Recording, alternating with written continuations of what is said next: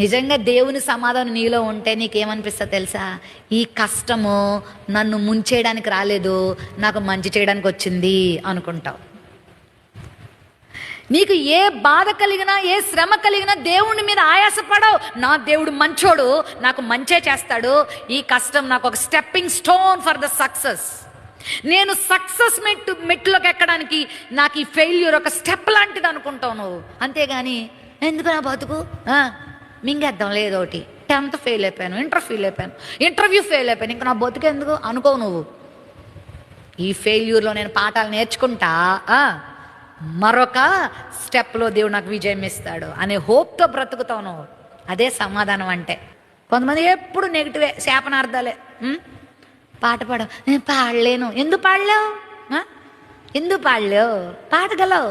నువ్వు ప్రాక్టీస్ చేస్తే, విశ్వాసంతో నిలబడితే పాడిస్తాడు. నాకు ఇంగ్లీష్ రాదు. ఇంగ్లీష్ నేర్చుకోవడం పెద్ద కష్టమా? 3 నెలలు నువ్వు కష్టపడి చక్కగా అనర్గళంగా నువ్వు అన్ని నేర్చుకుంటే అనర్గళంగా మాట్లాడేస్తావు.